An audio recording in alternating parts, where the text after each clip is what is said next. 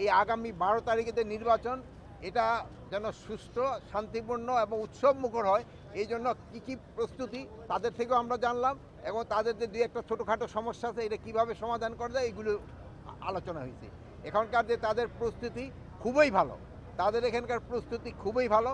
CCTV যেটা এটা প্রায় কেন্দ্রে লেগে গেছে, এবং আপনাদের আর দুই একটা কেন্দ্রে যেখানে আপনাদেরকে বলা হয়েছে যে বাউন্ডারি ওয়াল নাই, তারা একটা বাঁশের দিয়ে একটা বাউন্ডারি ওয়ালের ব্যবস্থা করে দেবে।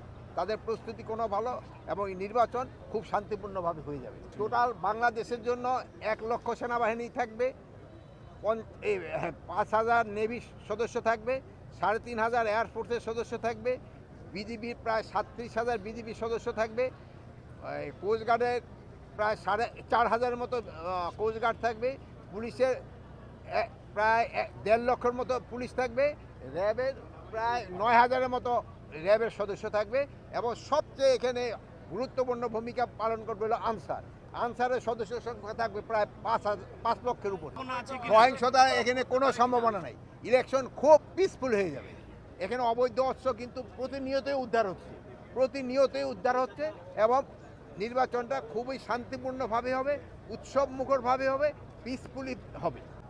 যেই সব ক্যান্ডিডেটরা অশুভ আচরণ হবে তারা পাস করার পর কি করবে, এই জন্য তাকে আপনারা কিন্তু এইগুলি ফলো করে দিবেন। তারা শোনেন আমি বলি, আমার কথা শেষ করে, এটা যদি আপনারা ফলো করেন তবে দেখবেন তারা নিজেরাই সোজা হয়ে যাবে। কেউ যদি অশুভ আচরণ করে, এটা যদি সমাজে প্রকাশ পেয়ে যায়, সেই কিন্তু রেকটিফাই হয়ে যায়। আর যদি সে বেশি ধরনের কিছু করে, তো এই তো পাশে ব্যবস্থা আছে, ওইটার ব্যবস্থা করে। মব ভায়োলেন্স বলতে কোনো কিছু নেই, পুলিশের ভিতরে কোনো কিছু ভীতি কাজ করতেছে না। এখানে কমিশনার আছে, আমাদের কী বলে ডিআইজি আছে সাধারণ সাহেব, এবং কমিশনার আছে।